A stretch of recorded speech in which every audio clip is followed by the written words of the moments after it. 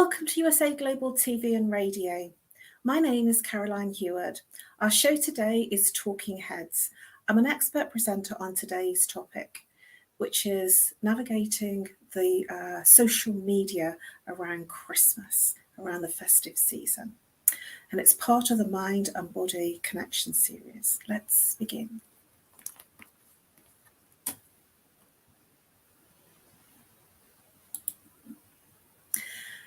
Now, you know I always like to start with a quote, so tonight I'm going to start with a Lady Gaga quote.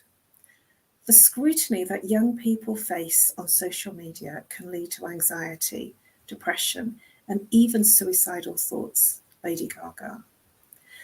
Now, this is true because of the need to conform, the need to be seen as everybody else is seen.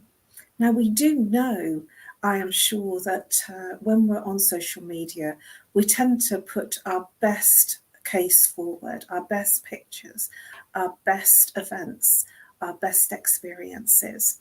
And so when we're on social media, it can be seen almost as if like life is perfect. Only it isn't, because social media is a snapshot in time. But what can happen if we get very caught up in social media is that we can believe that everybody's life is perfect. And when we're feeling with a low mood, anxiety, or depression even, it can actually lead to further depression and even suicidal thoughts. The social media dilemma. I'm sure this picture resonates with you. We now are in a world and an environment where many of us are on our phones. Our phone has become the walking computer. And when it was a computer and everything was on the computer, we were desk bound and we had to be sitting in front of a large screen. But now we can be sitting in front of or standing or talking in front of our small screens, our phone screens. And this picture depicts 4 people together, and yet they're not interacting with each other. They're interacting with their phone. Now, this is a social media dilemma because we didn't used to do that before social media. And it hasn't been around for that long. I remember learning about social media in 2007 and set up an account with Facebook at that time, feeling it was quite overwhelming. So it hasn't really been that long. And yet, with the onslaught of social media platforms coming up, all sorts of different platforms, and the smartphone ever in our face as a computer, a mini computer, where we can almost hold everything that we need to do in the phone and run a business. So what happens when we're in our phones in this way? You can see these 4 young people are in their phones and they look quite happy. They look engaged in their phone. Our eyes were not meant to be staring at screens all day. I promise you, our eyes were meant to see the sun, they were meant to see nature, and we were meant to be engaged person to person, rather than in the screen. That this is the reality of how a lot of us are right now. And what's wrong with this is that we've become attached to our phone. And it's almost like if you haven't got your phone, you will start to feel a tension, an intensity of what you're missing. That this is a reality, certainly for our young people that have been brought up with phones and only ever in social media. But these 4 people that are standing together are not really connecting. They're not really together. And so what's happened is we've lost sight of the physical social media. The physical social interaction has been taken over by the screen social media.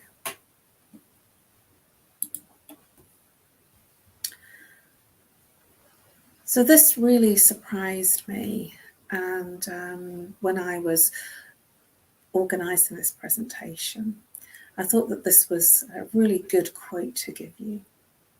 So social media, the addiction to dopamine. Every time we get a notification on our phone, it gives us an instant hit of dopamine. Now, dopamine is the nice, the friendly, the happy stuff that's in the brain, the chemical that makes us feel amazing. It makes us feel really good. And we get a hit, an instant hit of dopamine. This is what happens when somebody takes a drug. They get an instant hit of dopamine, that feel-good stuff. So this is why our phone and our social media notification can become an addiction. It is a well-known fact that when somebody doesn't have their phone, they feel a social media backlash of not being in their phone, of not seeing what's happening to everybody else. And there is a fear, an absolute fear, if they've not got their phone, they're missing things. And it has the detrimental effect of not giving us the dopamine. It gives us the cortisol, which is a stressor.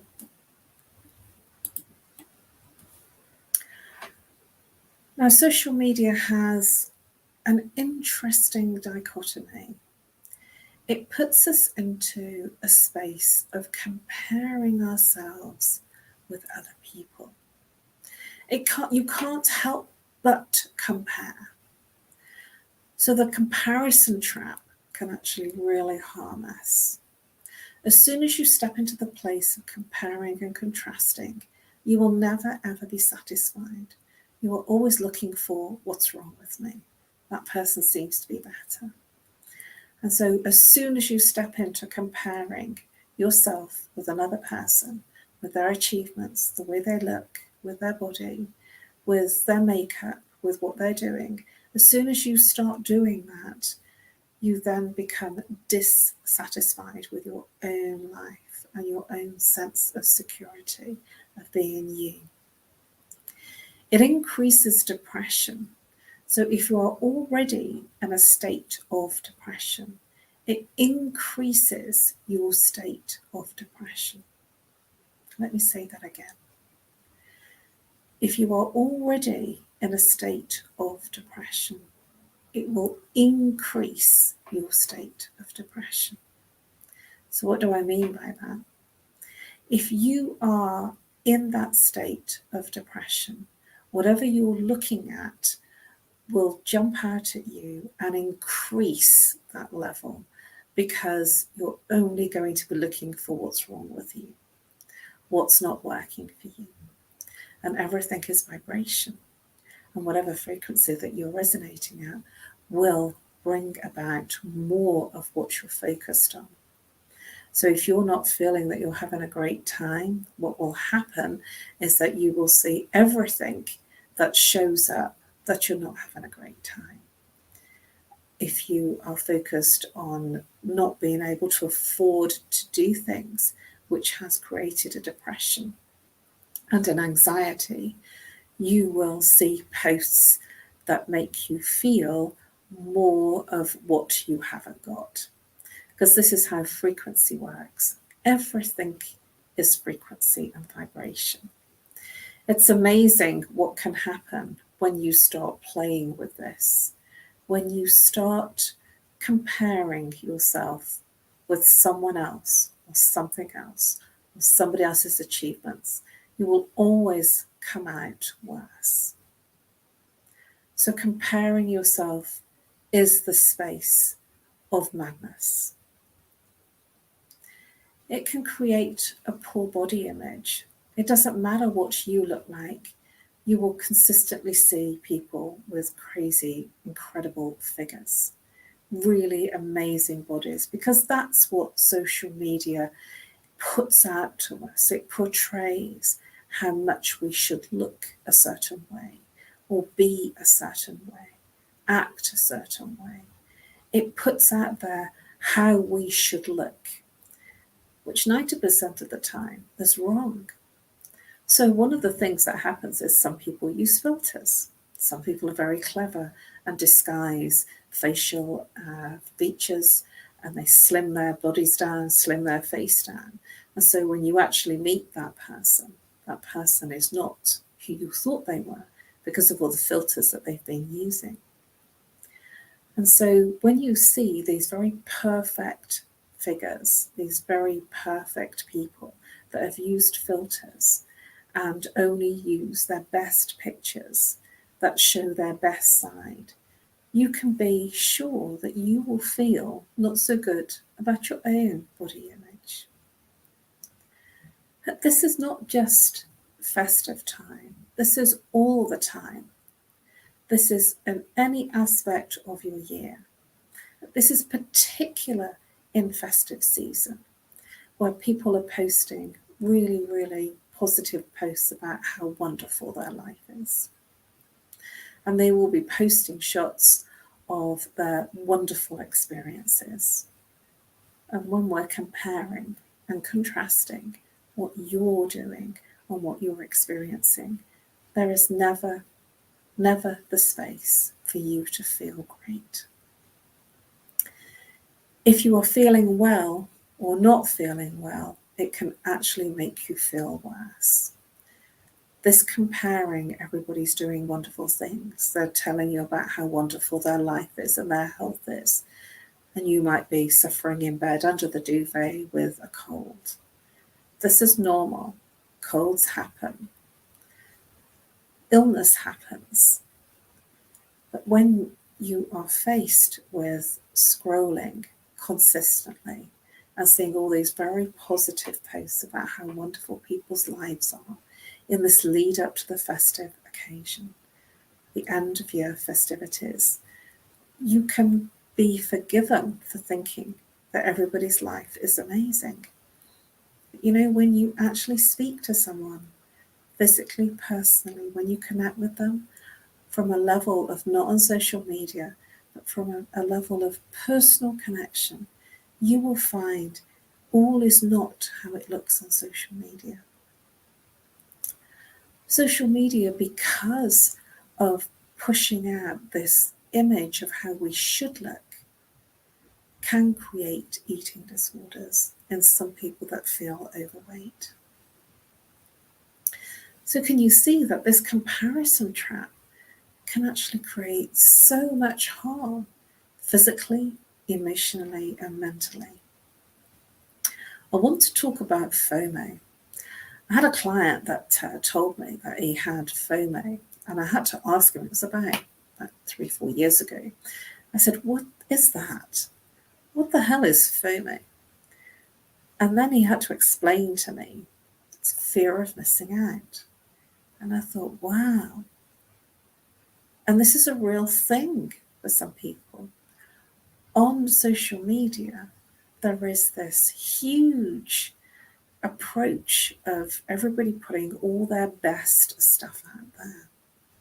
So if they're on a very exotic holiday, if they're in an exotic restaurant, if they're watching an incredible movie, if they're having a meal at a really updated and wonderful restaurant.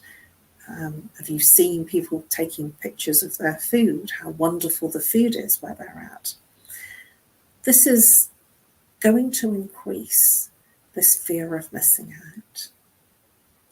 I'm not one for posting pictures of food, and at the same time, when I see pictures of food, I do think, wow, that's a really nice meal. I wonder what that restaurant is. That sounds like a nice restaurant and it's not in my town. But this fear of missing out is really great. It's a huge thing for many people to handle, because if your finances aren't right at this time of year, when everybody's going out and fine wining and dining, you will feel that you're missing out. And especially in our current times, our estranged times, or people are struggling with their work, with the rising inflation, rising prices. We're not all able to do the things that we used to do. But there are some people that are still able to do those things. There are some people that are fine wining and dining and going on wonderful holidays. And if there is a financial situation where you're not earning as much money, then it will bring up a fear of missing out. There is an old cliche that you only live once, which I actually don't believe, because you live every day. Every day you live. You only die once, but you live every day. And Christmas, the festive season, in America it's Thanksgiving in November. For the Brits it's Christmas towards the end of the year and New Year. There is a festivity occasion for many people back end of November and December. And there is this huge outcry of everything having to be right. So when we're scrolling on our social media, yes, when we're scrolling versus posting, and I do say this literally, when we are scrolling versus posting, you can be forgiven for seeing lots of posts that show everyone is having a great time. But before social media, way before social media, we would take pictures of family occasions and occasions when we were doing things. And I consider that social media is a snapshot in time, a snapshot of a moment. And just like the old-fashioned photograph, it was a snapshot of a moment. Now, when you take the snapshot of a moment, it's very posed. You're gathering together in this group, looking like you're having fun, waving, smiling.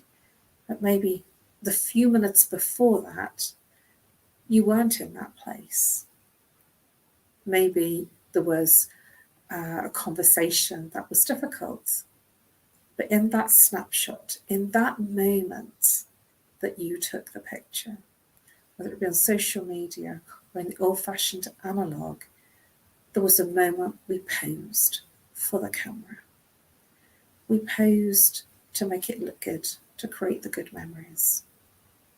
And when somebody is scrolling consistently, it increases anxiety, it increases stress and depression, especially if there's lots of positive posts and you personally may not be feeling that positive. Your life is not as good as everybody else's. And this can cause a detrimental effect on our mental health. So although social media is good in the sense that it connects us to our families, our friends, even though it's wonderful to have those conversations, I think it's amazing that you can press a button with the phone icon and you can make a call to somebody on the other side of the world from your phone on social media. I feel that's amazing. So there's some really, really wonderful things for social media. So it's not all bad, but these are some things that can harm us. Now, when we don't post, it might be because we don't feel we have anything positive to add. Some people, some very honest people in their integrity or brave people, post when things are not good. And suddenly there's an outcry and there's a pouring of love, attention, affection, hugs. It's wonderful. And it also makes me realize that it's okay to post when you're not okay. And certainly at this time of year, when many families are coming together, there is also the other side to the coin, where many people are alone. Maybe there's a disagreement in the family and they're not meeting their family. Maybe their family are no longer with them anymore. Maybe they're in a different country, a different town, a different city, and it's difficult for them to get across to see their family. They don't have the same effect and the same feel-good things as everyone else is when they're having their Christmas, their festive season time. And this can cause more anxiety and depression because they scroll rather than post. And that's because they feel everyone else is having a great time and they're not. Social media changes relationships. Relationships are harder now because conversations become texting, arguments become phone calls, and feelings become status updates. I'm sure that you've seen the status update saying in a relationship, it's a positive thing. Have you seen the status updates where it says single again? And then there's sometimes an outpour of what happened. So it's become very public when something doesn't go right. There's even a status that says it's complicated. And it's because we are so in tune with social media and how we look that our conversations become stilted because we're conversing to a screen.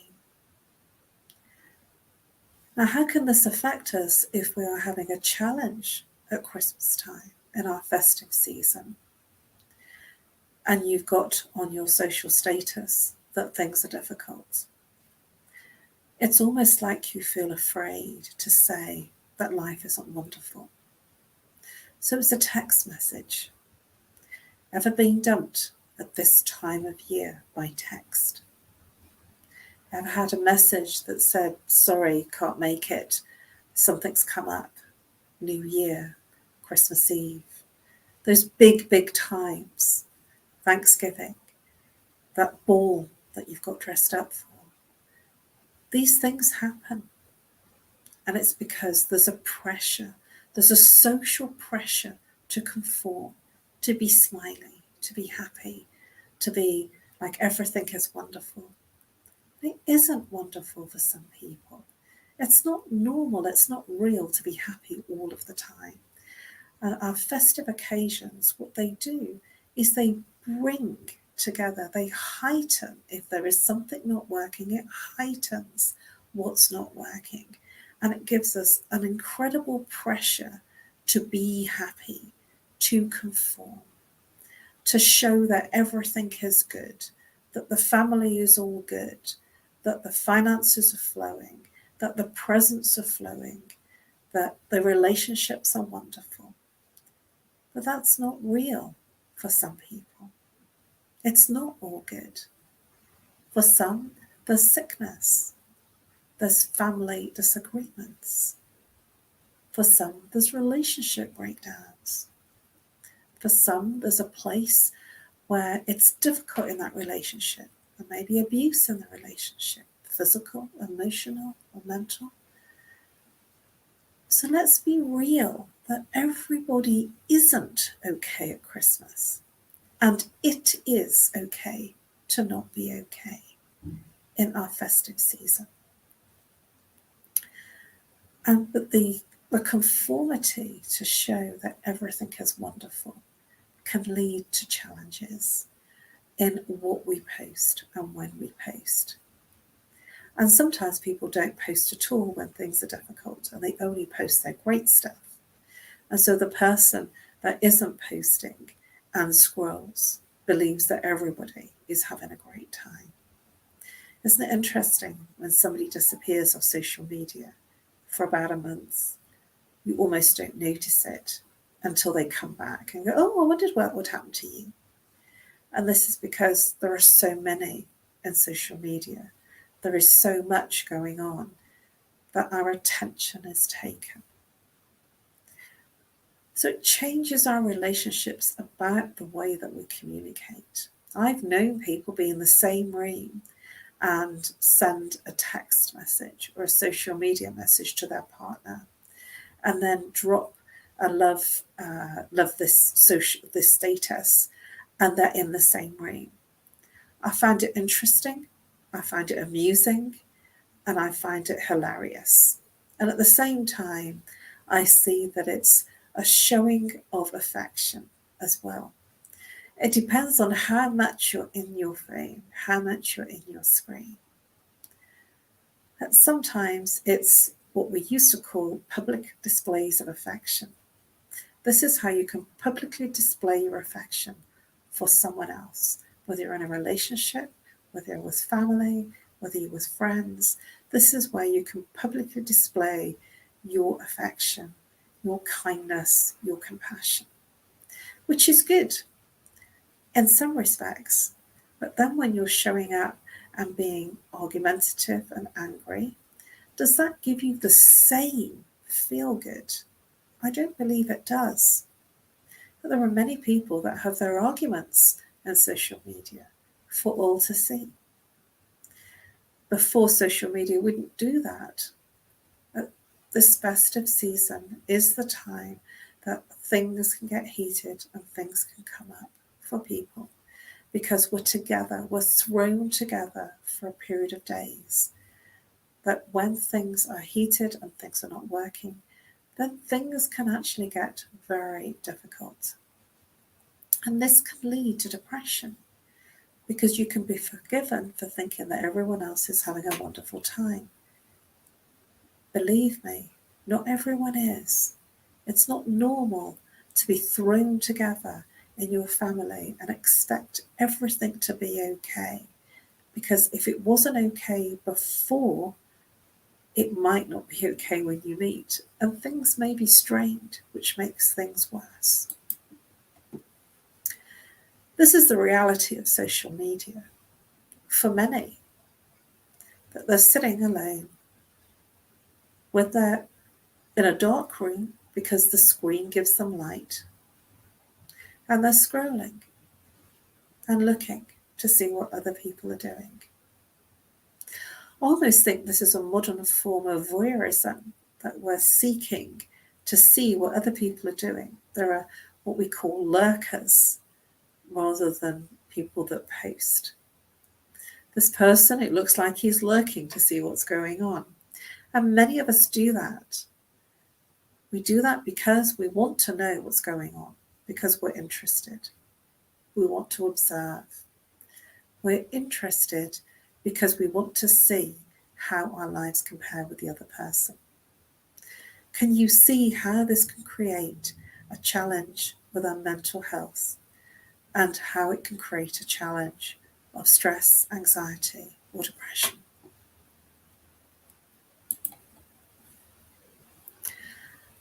When we see likes and comments, they can become addictive. Let me say that again. When we get a like or a comment, they can become addictive.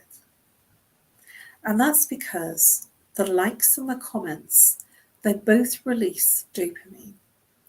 And that's the same neurotransmitter that's released in the brain during drug use.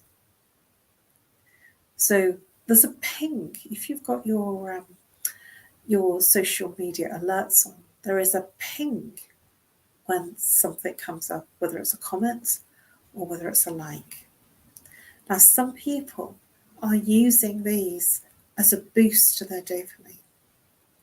And if they don't get the likes that they desire, that they put out as a comment, as a post, they start to get upset or offended.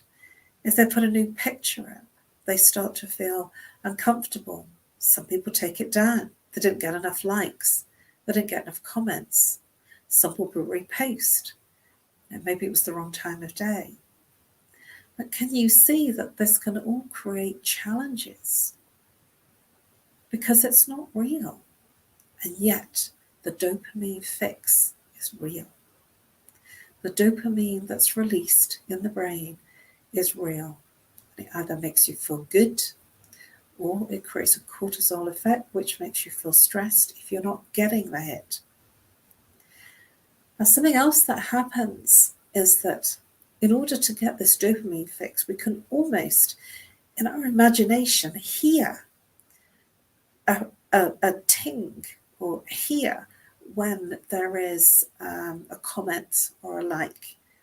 Hear the alert when there is no alert. And it's because the brain is hearing an alert that isn't actually there. It creates the sound of the alert to feel good, to release the dopamine. And then when you look and there isn't a comment or a like or a love, then that has the opposite effect. Cyberbullying on social media has caused several suicides. And if somebody is being cyberbullied, this is where they can get you, not only when you're out and about in your work, for young people at school, college or university, but they're actually able to reach you in your most personal spaces, in your home, late at night. And late at night in your home, when there's no escape, this can actually have a big effect, especially on our young people. And so it's important to see how the brain can be affected by something that isn't actually physical. It's hurting our mental and emotional brain. And so when this dopamine fix comes out, let's find out how we can increase that dopamine experience without reaching out and needing a like or a comment. Give yourself a hug, or reach out in the real world and get a hug from someone. If you give somebody a hug or give yourself a hug, it releases something called oxytocin, and it moves you into a state of feeling really, really good. So the reality of social media is that it can increase isolation, cyberbullying. It reduces your privacy in your own home. They can get to you in your own home because everything is there. Even in the wee hours of the morning, it can increase anxiety. It can give you unrealistic expectations of what should be, rather what isn't. It can increase depression. False connections is something that for people that have a lot of connections, that they have a lot of friends on their social media, that they don't really end up being highly communicative with many people because there are so many. And if we rely on the amount of people that we're connected with on social media, and we have that as a yardstick as to how wonderful we are because of how many connections we have, it's a false representation of our true friends and our true connections. From a personal perspective, when in a business perspective, this is where we do want those connections. But from a personal perspective, having 5,000 friends on Facebook, for instance, is not helpful. And many people that are using social media only for personal reasons will have a smaller amount of friends because they are real friends. When using it from the perspective of using it for business, then many people have over 5,000. And that's because it's being used from a different perspective. But this will give you, if you're using it for a personal reason, a false connection that isn't real. Have you ever been on social media and you've scrolled and scrolled and scrolled and you're still there? It's 1 o'clock in the morning. It's 2 o'clock, 3 o'clock, 4 o'clock. And suddenly you've realized the time. It's difficult to sleep because while you're holding the phone and in that screen, it actually makes the brain very alert. and makes you hyperactive, which will reduce your need to sleep.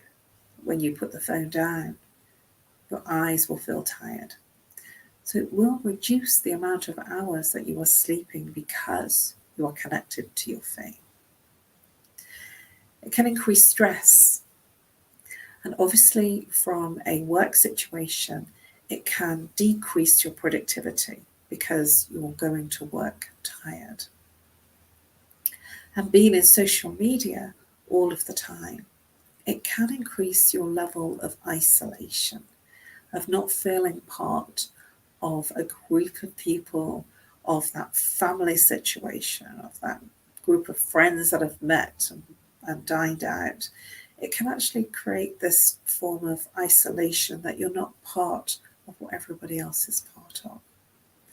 So this is the reality for many people. And you'll be surprised when people aren't feeling okay, how little they post.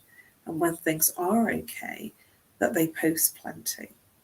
And it's because of keeping up with, when I was growing up, we used to call it keeping up with the Joneses, that you would make sure that you were seen to be doing all the right things. Actually, behind closed doors, all isn't as it should be. Let's look at comparison in action. Selfies. Have you seen the people that will have their phone up and then they're taking a picture, snap, and that's the moment in time? But these selfies, if they really are very intently posting selfies, this could be forgetting validation, that they look good and they feel good. A selfie now and again is good if it's for something, for reasons. But when somebody is constantly posting selfies, maybe 6 a day, then it has to be questioned. Why? What are they looking for in posting many selfies? Especially in our festive time. Because if they're snapping here, there, and everywhere, how much are they being present in the moment of the experience that they're in, if they're constantly in selfies? Happy family snaps. I mentioned this earlier on in this presentation. Taking the happy, in inverted commas, family snaps, as opposed to the posing for those family snaps for social media. I don't like, and I quite like the posed ones, because I don't like being pictured, taken a picture of when I'm eating. And some people are quite happy with that. I think that's kind of a thing that's something that's personal, but if you've been eating and then everybody says, right then, let's have a family photograph, that seems to be the norm. But then when there are many family happy snaps, I wonder, and it's just a thought for you to consider, I wonder how much time they're really being present in their family versus being present to social media and posting the family snaps. Of course, it's okay to post family snaps, but if you're there for an hour taking pictures, how much are you really enjoying being with the family as opposed to taking the snaps? Holidays. Some people have really grandiose holidays and going off to really lovely places. And then they're taking snaps, pictures for social media the whole time. I wonder, and it's a rhetorical question, how much are they in their holiday versus how much are they taking the snaps, the social media selfies, to be seen? How much of that are they really, really enjoying? Followers. Sometimes you have many followers, and the amount of followers dictates how you feel. If you lose a follower, if you lose like 10 or 20 or 30 followers, there might be a feeling of, oh no, what did I do wrong? Which post was it that upset them? But it's a true fact that some people, they don't always keep up with their social media, or they're culling their social media. These things happen. That some people get upset when they lose their followers, they lose friends. Some people use social media as a validation tool to show up as who they are showing themselves to be rather than who they really are. And this can cause challenges with imposter syndrome, showing up to be who you think people want you to be versus who you really are. It can create a huge amount of loneliness and a feeling that everybody else is having a great time.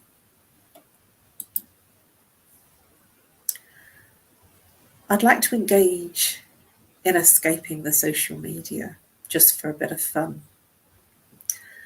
I invite you to put your phone away when you meet your family, when you meet your friends. I invite you to put your phone away and put it on silent or turn it off. How many times have you been out where the phones are out? You're with a group of people, family or friends, and the phones are out and people are checking their social media. Put them away. You will be incredulized as how much you will enjoy that time with your family and friends when your phone is not with you. Listen to the people around you. And when you're listening, it's absolutely possible to engage. It does create an eye-to-eye contact and a physical contact of connection. You'll be surprised how much that can lift your spirit and lift you into feeling amazing. What you think you're getting, what you're getting from the social media, when you're being present with the people around you, you'll be amazed at how invigorating it can be for you, how enlightening it can be for you, and how much fun it can be for you. Humour.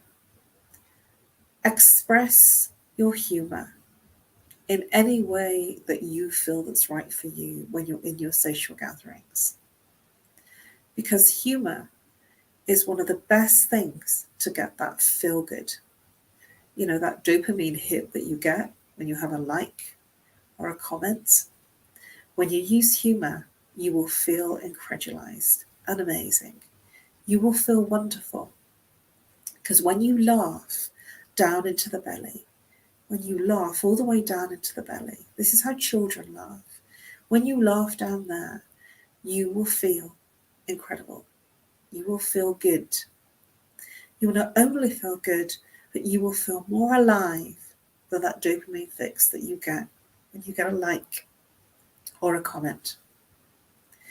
Take a social media break.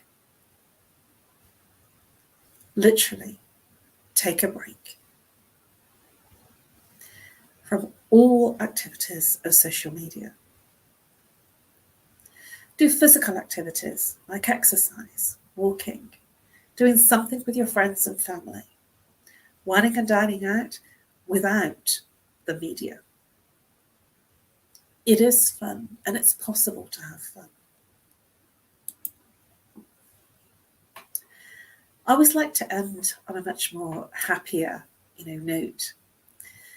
Because when I was growing up, before social media, this is what people looked like. They were there on the trains, buses, tubes, and they were in their newspapers. So next time you hear someone say technology is making us antisocial, show them this picture.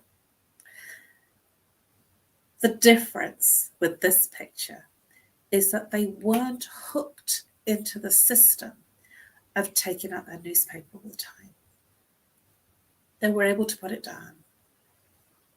So they took their news in different ways. Rather than being part of the news and creating the news, they actually took their information in this way from a printed format. Social media can bring you friends, can bring you connections. It also can bring you a state of depression, especially when you step into the place of comparing yourself with other people's lives.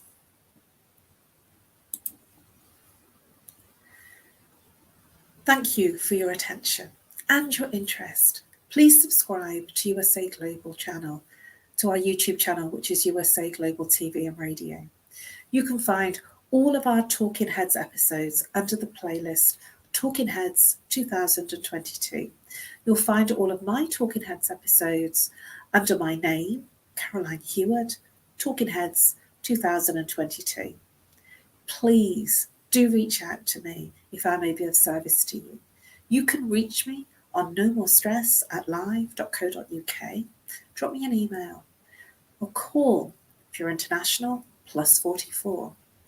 If you're local, 07523 120 189. I offer a free consultation on Zoom, Skype, or call. There is no requirement to have your camera on, and you will have a much better experience if I can see you. Reach out and allow me to help you feel better, feel more relaxed, and I offer that free consultation to bust through your stress. And it's been my pleasure for this lesson to deliver this lesson today. Thank you.